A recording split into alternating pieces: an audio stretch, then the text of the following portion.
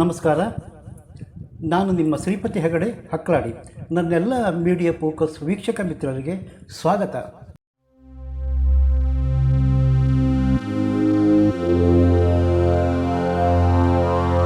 ಹಿಂದೆ ಎಲೆಕ್ಷನ್ ಮೌಲ್ಯಾಧಾರಿತ, ಈಗ free scheme ಒಡ್ಡೊಲಗ. ಸಂವಿಧಾನ ರಕ್ಷಕರು ಭ್ರಷ್ಟಾಚಾರ ವಿರುದ್ಧ ಗಂಟಲು ಹೊಲಿದುಕೊಂಡವರು ಸಂವಿಧಾನ ಆಶಯ ಗಾಳಿಗೆ ತೋರಿ ಗೆಲ್ಲಬೇಕು ಎನ್ನುವ ಹಠ.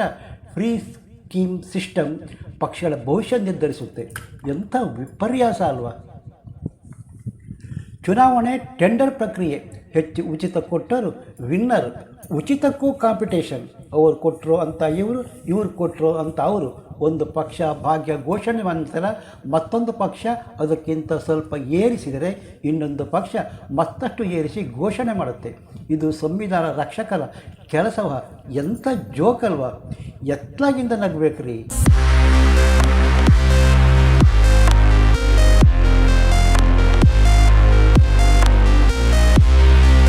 ದೇಶದ ಭವಿಷ್ಯದ ಬಗ್ಗೆ ಯೋಚಿಸದೆ ಬಿಟ್ಟಿ ಭಾಗಕ್ಕೆ ಮಾರಿಕೊಂಡವರಿಂದ ಪ್ರಾಮಾಣಿಕತೆ ನಿರೀಕ್ಷೆ ಸಂತೆಯಲ್ಲಿ ಸೂಜಿ ಹುಡುಕಿದಂತೆ. ದೇಶದ ಭವಿಷ್ಯ ನಿರೂಪಿಸಬೇಕಾದ ಪ್ರಜ್ಞಾವಂತರ ಹೊಣೆಗೇಡಿತನ ಬಿಟ್ಟಿ ಭಾಗ್ಯ ಕೊಟ್ಟರೆ ಗೆಲ್ಲುತ್ತೇವೆ ಎನ್ನುವ ಹಂತಕ್ಕೆ ಬಂದು ಮುಟ್ಟಿಯಾಗಿದೆ. ದೇಶ ಇದ್ದರೆ ನಾವು ಉಚಿತ ಕೊಡುಗೆ ಮುಂದೊಂದು ದಿನ ದೇಶ ದಿವಾಳಿ ಮಾಡುತ್ತೆ, ಅಭಿವೃದ್ಧಿಗೂ ಸಾಲ ಮಾಡಬೇಕಾಗುತ್ತೆ ಎನ್ನುವ ಜ್ಞಾನವಿಲ್ಲದೆ ಸ್ವಾಭಿಮಾನ ಮಾರಿಕೊಳ್ಳೋದು ಎಷ್ಟು ಸರಿ? ದಾಸ್ಯ ವಿಮೋಚನೆಗೆ ಪ್ರಾಣತ್ಯಾಗ ಮಾಡಿದವರಿಗೆ ಮಾಡುವ ಅವಮಾನ ಅಲ್ವಾ?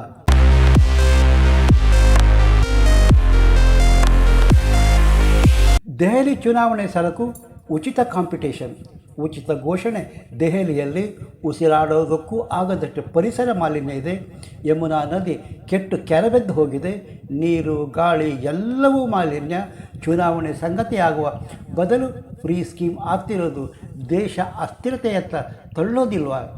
ದೆಹಲಿ ಚುನಾವಣೆ ಘೋಷಣೆ ನಂತರ ಬಿಟ್ಟಿ ಭಾಗ್ಯಗಳ ಸುದ್ದಿ ಮಾಡಿದಷ್ಟು ಸಮಸ್ಯೆ ಸುದ್ದಿ ಆಗ್ತಿಲ್ಲ. ಲೋಕಪಾಲ್ ಬಿಲ್ ಜಾರಿಗೆ ಹೋರಾಟ ಮಾಡಿದ ಅರವಿಂದ ಕೇಜ್ರಿವಾಲ್ ಹಾಗೂ ಅವರ ಸಚಿವರು ಭ್ರಷ್ಟಾಚಾರದಲ್ಲಿ ಮುಳುಗೆದ್ದಿದ್ದಾರೆ. ಸಚಿವರಷ್ಟೇ ಅಲ್ಲ, ಅರವಿಂದ್ ಕೇಜ್ರಿವಾಲ್ ಕೂಡ ಜೈಲಿಗೆ ಹೋಗಿ ಬಂದಿದ್ದಾರೆ. ಜೈಲಿಗೆ ಹೋಗಿ ಬಂದಿರೋದು ಸಿಂಪತಿ ಹುಟ್ಟಿಸುತ್ತೆ ಅಂದರೆ ಅದಕ್ಕಿಂತ ದೊಡ್ಡ ದುರಂತ ಮತ್ತೊಂದಿಲ್ಲ ರೀ. ಸ್ಕ್ಯಾಮ್ ಮೇಲೆ ಸ್ಕ್ಯಾಮ್ ಮಾಡಿದರು. ಎಲ್ಲ ಸಮೀಕ್ಷೆ ಆಪ್ ಮತ್ತೆ ಅಧಿಕಾರ ಹಿಡಿಯುತ್ತೆ ಅಂದರೆ ದೂರೋದು ಯಾರನ್ನು? ರೋಮ್ ನಗರಕ್ಕೆ ಬೆಂಕಿ ಬಿದ್ದರೆ ಅದು ಯಾರೂ ಪಿಟೀರ್ ಕೊಯ್ತಿದ್ರಂತೆ. ಇಡೀ ದೇಶ ಕೊರೋನಾದಿಂದ ಕಂಗಾಲಾಗಿದ್ದರೆ ಕೇಜ್ರಿವಾಲ್ ಶೀಶ್ ಮಹಲ್ ಕಟ್ಟೋಕೆ ನಿಂತರಲ್ಲ. ಜನಕಾಳಜಿ ಲವಲೇಶ ಇದೆಯಾ?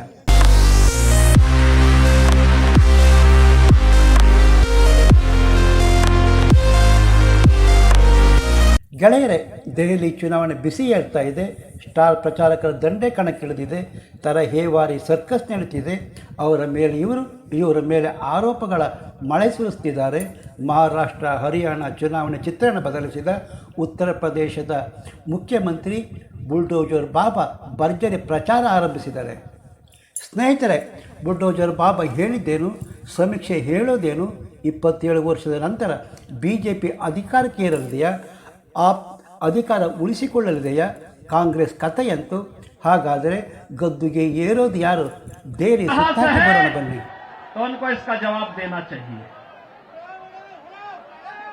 यमुना मैया को एक गंदे नाले के रूप में बदलने का अपराध क्या उन्होंने किया है कि नहीं किया है? ದೆಹಲಿ ಚುನಾವಣೆ ಪೂರ್ವ ಸಮೀಕ್ಷೆ ಆಮ್ ಆದ್ಮಿ ಪಕ್ಷಕ್ಕೆ ಸುಲಭದ ತುತ್ತಲ್ಲ ಎನ್ನುತ್ತಿದೆ. ಒಟ್ಟು 70 ಕ್ಷೇತ್ರದಲ್ಲಿ ಬಹುಮತಕ್ಕೆ 36. BJP ಮತ್ತು ಆಪ್ ನಡುವೆ ನೆಕ್ ಫೈಟ್.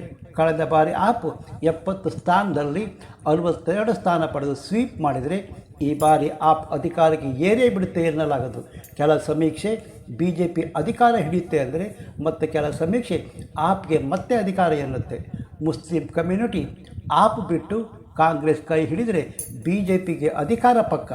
ಕಾಂಗ್ರೆಸ್ ಮತ್ತೆರಡು ಹೆಚ್ಚಿಗೆ ಸ್ಥಾನ ಗಳಿಸಿದರೂ ಅಚ್ಚರಿಯಲ್ಲ. ಆದರೆ ಎಲ್ಲ ಸಮೀಕ್ಷೆ BJP ಆಪ್ 40ರ ಒಳಗಿನ ಸಂಖ್ಯೆ ತೋರಿಸಿದರೆ ಫಲಿತಾಂಶ ಅತಂತ್ರವಾದರೂ ಅಚ್ಚರಿಯಲ್ಲ. ಕಾಂಗ್ರೆಸ್ ಆಪ್ ಚುನಾವಣೆ ನಂತರ ಮೈತ್ರಿ ಆಗುತ್ತಾ?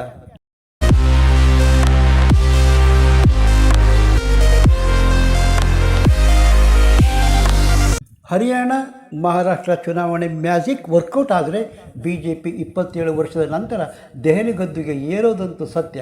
15 ವರ್ಷ ದೆಹಲಿ ಆಳಿದ ಕಾಂಗ್ರೆಸ್ 2 ಸ್ಥಾನಕ್ಕೆ ತೃಪ್ತಿಪಟ್ಟುಕೊಳ್ಳಬೇಕಾ? BJP 36, ಆಪ್ 32, ಕಾಂಗ್ರೆಸ್ 2 ಸ್ಥಾನ ಗಳಿಸಲಿದೆ ಎಂದೊಂದು ಸಮೀಕ್ಷೆ ಹೇಳಿದರೆ, ಮತ್ತೊಂದು ಸಮೀಕ್ಷೆ ಆಪ್ 40, BJP 30, ಕಾಂಗ್ರೆಸ್ ಶೂನ್ಯ ಎನ್ನುತ್ತೆ. ಸಟ್ಟಾ ಬಜಾರ್ ಸಮೀಕ್ಷೆಯೂ ಕೂಡ ಆಪ್ ಕೈ ಹಿಡಿದಿದೆ. ದೆಹಲಿ ಗದ್ದುಗೆ ಹಿಡಿಯಲು BJP ಭರ್ಜರಿ ಕೊಡುಗೆ ಘೋಷಿಸಿದೆ. ಸತತ 15 ವರ್ಷ ಕಾಲ ಅಧಿಕಾರದಲ್ಲಿದ್ದ ಕಾಂಗ್ರೆಸ್ ಮತ್ತೆ ಅಧಿಕಾರಕ್ಕೆ ಬರಲು ಶತಪ್ರಯತ್ನ ಮಾಡ್ತಾ ಇದೆ. ಆಪ್ ಮೊದಲ 11 ಅಭ್ಯರ್ಥಿ ಪಟ್ಟಿ ನವೆಂಬರ್ 21, ಎರಡನೆಯ 20 ಅಭ್ಯರ್ಥಿಗಳ ಪಟ್ಟಿ ಡಿಸೆಂಬರ್ 9, ಅಂತಿಮ 38 ಅಭ್ಯರ್ಥಿಗಳ ಹೆಸರು ಡಿಸೆಂಬರ್ 15ರಂದು ಪ್ರಕಟಿಸಿತು. ಕಾಂಗ್ರೆಸ್ ಮೊದಲ 21 ಅಭ್ಯರ್ಥಿಗಳ ಪಟ್ಟಿ ಡಿಸೆಂಬರ್ 12, ಎರಡನೇ 15 ಅಭ್ಯರ್ಥಿಗಳ ಪಟ್ಟಿ ಡಿಸೆಂಬರ್ 24, ಮೂರನೆಯ 16 ಅಭ್ಯರ್ಥಿಗಳ ಹೆಸರು ಜನವರಿ 4, ನಾಲ್ಕನೇ 5 ಅಭ್ಯರ್ಥಿಗಳ ಪಟ್ಟಿ ಜನವರಿ 15 ಮತ್ತು ಐದನೇ 2 ಅಭ್ಯರ್ಥಿಗಳ ಹೆಸರು ಜನವರಿ 16ರಂದು ಪ್ರಕಟಿಸಿದರೆ, BJP ಪ್ರಥಮ ಹಂತದಲ್ಲಿ 29 ಅಭ್ಯರ್ಥಿಗಳ ಪಟ್ಟಿ ಜನವರಿ 4, ಎರಡನೇ 29 ಜನರ ಪಟ್ಟಿ ಜನವರಿ 11, ಜನವರಿ 12 ಮತ್ತೊಬ್ಬ ಅಭ್ಯರ್ಥಿಯ ಹೆಸರು, ಜನವರಿ 16ರಂದು 9 ಅಭ್ಯರ್ಥಿಗಳ ಹೆಸರು ಪ್ರಕಟಿಸಿತು. 3 ಸ್ಥಾನ NDA ಒಕ್ಕೂಟಕ್ಕೆ ಕೊಡಲಾಗಿದೆ. CPI, OWC ಕಣದಲ್ಲಿರುವ ಇತರ ಪಕ್ಷಗಳು.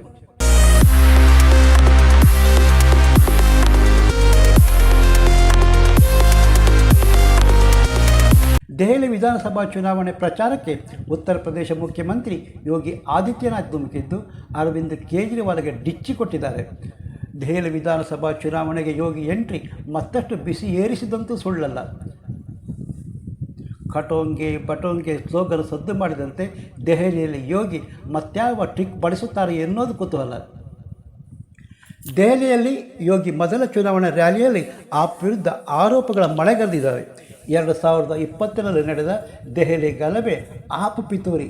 ಆ ಪಕ್ಷದ ಕೌನ್ಸಿಲರ್ ಗಲಭೆ ಭಾಗವಾಗಿದ್ದ.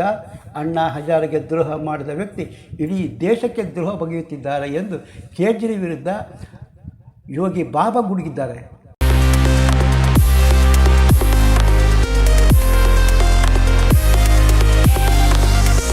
ದೆಹಲಿ APP ಸರ್ಕಾರದ ಪಾಪದ ಹೊರೆ ಮಥುರಾಕ್ಕೆ.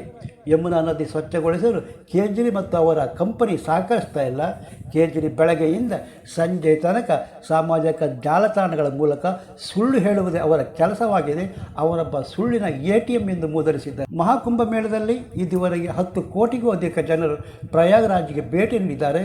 ಅದಕ್ಕಾಗಿ UP ಸರ್ಕಾರ ರೈಲು, ರಸ್ತೆ ಮತ್ತು ವಿಮಾನದ ಮೂಲಕ ಸಂಪರ್ಕ ಒದಗಿಸಿದೆ. ಇದರಿಂದ ನಮಾಮಿ ಗಂಗೆ ಯೋಜನೆಯತ್ತ ಇಡೀ ವಿಶ್ವವೇ ಪ್ರಯಾಗ್ರಾಜ್ನತ್ತ ನೋಡುತ್ತಿದೆ. UP ಸಚಿವ ಸಂಪುಟ ತ್ರಿವೇಣಿ ಸಂಗಮದಲ್ಲಿ ಸ್ನಾನ ಮಾಡಿದೆ. ಆದರೆ ಯಮುನಾ ನದಿಯಲ್ಲಿ ಕೇಜ್ರಿವಾಲ ಮತ್ತು ಅವರ ಮಂತ್ರಿಗಳೊಂದಿಗೆ ಸ್ನಾನ ಮಾಡ್ತಾರಾ? ಕೇಜ್ರಿ ಯಮುನಾ ಶುದ್ಧೀಕರಣದ ಭರವಸೆ ನೆನಪಿಸಿದರು. ಸೌಲಭ್ಯಗಳ ಕೊರತೆ. ದೆಹಲಿ ಓಕ್ಲಾ ಕೈಗಾರಿಕಾ ಪ್ರದೇಶ ಶಿಥಿಲ. ಆಪ್ ಕೈಗಾರಿಕಾ ಬೆಳವಣಿಗೆಗೆ ಸಹಕರಿಸ್ತಾ ಇಲ್ಲ. ಅಕ್ರಮ ಬಾಂಗ್ಲಾದೇಶ ನುಸುಳುಕೋರರಿಗೆ ಆಶ್ರಯ ನೀಡುತ್ತಿದ್ದಾರೆ. ಉತ್ತರ ಪ್ರದೇಶದ ನ್ಯೂ ಓಕ್ಲಾ ಪ್ರದೇಶ ಅಭಿವೃದ್ಧಿಯ ಒಂದು ಪ್ರಮುಖ ಉದಾಹರಣೆ ಎಂದು ಆಪ್ ಕೈಗಾರಿಕಾ ನೀತಿಯ ವಿರೋಧದ ಬಗ್ಗೆ ಬೊಟ್ಟು ಮಾಡಿದರು.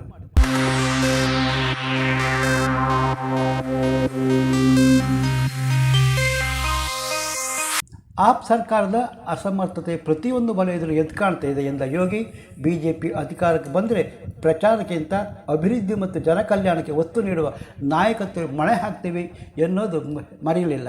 ಯೋಗಿ ಆದಿತ್ಯನಾಥ್ ದೆಹಲಿ ವಿಧಾನಸಭಾ ಚುನಾವಣೆಯಲ್ಲಿ 14 ಚುನಾವಣಾ ರ್ಯಾಲಿ ಮತ್ತು ಸಾರ್ವಜನಿಕ ಕಾರ್ಯಕ್ರಮದಲ್ಲಿ ಮಾತನಾಡಲಿದ್ದಾರೆ. ಯೋಗಿ ಅಬ್ಬರ ಆಪ್ ನೆಮ್ಮದಿ ಕೆಡಿಸಿದೆ.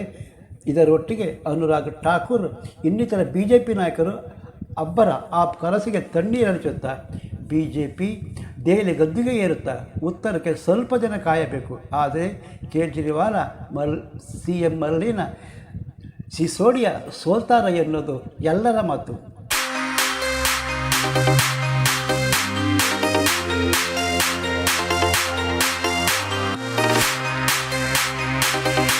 ಗೆಳೆಯರೇ, ಇದಿಷ್ಟು ದೆಹಲಿ ಚುನಾವಣೆ ಬುಲ್ಡೋಜರ್ ಬಾಬಾ ಅಬ್ಬರ. ನೀವಿನ್ನು media focus YouTube channel subscribe ಮಾಡಿರೋದಿದ್ದರೆ ಸಬ್ಸ್ಕ್ರೈಬ್ ಆಗಿ, ಲೈಕ್ ಮಾಡಿ, ಅಭಿಪ್ರಾಯ ತಿಳಿಸಿ, ಶೇರ್ ಮಾಡಿ. ಮತ್ತೊಂದು ಹೊಸ ವಿಷಯದೊಂದಿಗೆ ನಿಮ್ಮ ಭೇಟಿ. ನಮಸ್ಕಾರ. ಜೈ ಕರ್ನಾಟಕ, ಜೈ ಹಿಂದ್.